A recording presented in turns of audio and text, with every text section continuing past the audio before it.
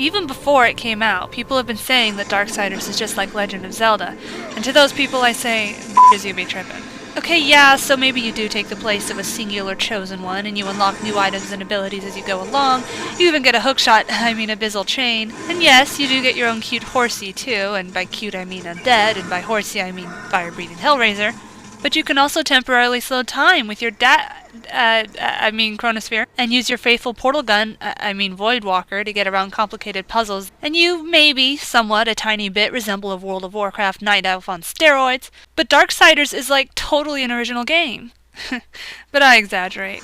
While Darksiders is likely to remind you of one or all the games you've played before, it shouldn't feel too much like a ripoff.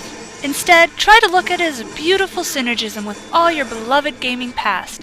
The best of the best, thrown together in a delightful amalgamation of chaos and death. Guys, I'm gonna be honest with you, Darksiders is probably not a game that's gonna go down in history as having the greatest script ever written. In fact, some might even say the story sucks, or at least leaves much unexplained, and not in a JRPG-like Room to Wonder sort of way. Basically, you play as War, one of the four horsemen of the apocalypse, who lands, for some reason, smack dab in the middle of a war between heaven and hell, and who, for some reason, takes to killing angels and demons alike. Turns out, you and your fellow equestrians aren't supposed to arrive until all 7 of some ambiguous seals are broken, and since you arrived early, you are now in some deep shit. So, a la Metroid Prime, you are stripped of your super cool powers as punishment, for something you couldn't really control, mind you, and sent back to Earth. However, eons have passed and now the world's a wasteland. The angels and demons have been busy this whole time, but don't seem to have made much headway or technological advances, as you'll be fighting the same enemies you were at the start. From there on, it becomes a lengthy process of slashing bad guys into bits, devising methods for disposing of bosses untouchable by normal means, and some more disconnected CGI cutscenes that more or less attempt to explain what's going on. Characterizations aren't much deeper. War is the typical badass hero. Female characters are hard to notice over the jiggling of their ample cleavage. Good guys turn out to be bad guys turn out to be useful, and in the end anyone who's still surviving turns out happy. But hey, if we want a deep story, we'd go read a book, right? Darksiders graphics do well enough, I suppose. You aren't likely to go dropping your jaw at any panoramic views, and the enemy variation lacks, well, variation. But at least we're firmly out of the era of badly drawn sprites, nigh indistinguishable from their backgrounds.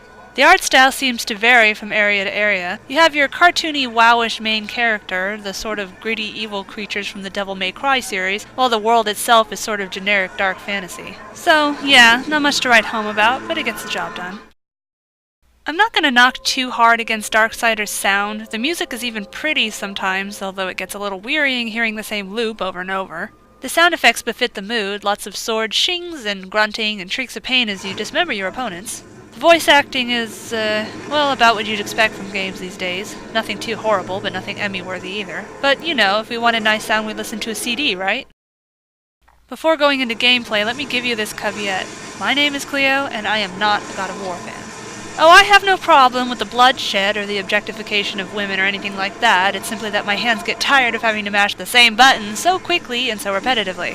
So though I wasn't entirely pleased with all the button mashing in Darksiders, those who are fans of Gods of War-like games probably will be. I do like that you, as I said before, unlock different items and abilities as you play, from different and more powerful ways of slashing your sword to entirely different weapons, namely a scythe and some kick-ass boxing gloves. There are also secondary items you can use, if you want to call them that, like the hookshot, aka abyssal chain, and this giant Naruto-esque shuriken that I actually grew kind of fond of. Like the sword, you can unlock new ways of using these other items, my favorite of which is probably the ability to charge up the shuriken, then stick it into an enemy to continually hurt them while keeping them in place for some hurting of your own. Yes, my thumb did start hurting after the first few hours or so, but it was worth it. There's something sinfully satisfying about slicing and dicing enemies after a long day of dealing with a-holes in real life.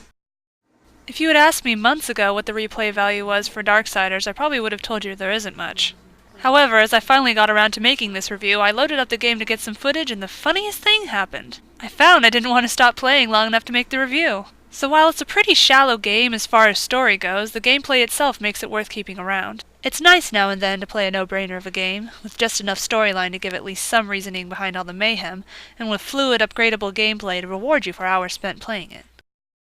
It's funny because if you try to split it into parts, no single aspect of Darksiders is all that great, not even gameplay. Yet despite this, it manages to be a fun game, rewarding in its own right and entertaining as video games are meant to be. It won't tickle your drama bone like Heavy Rain or make you think unless it's to work at piecing together all the disconnected storylines. But Darksiders is certainly worth trying, maybe keeping if you find the gameplay satisfying enough.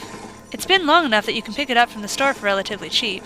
So I suggest doing that. If nothing else, it makes a good game to give to a 5-year-old. Just kidding. It is rated M after all. Seriously guys, I was kidding. Please don't give it to your 5-year-old. Maybe 7, but... you didn't hear that. Okay, thanks for watching. Bye! Oh, and if you're ever so sweet, you could subscribe, comment, maybe even like. So yeah, happy gaming!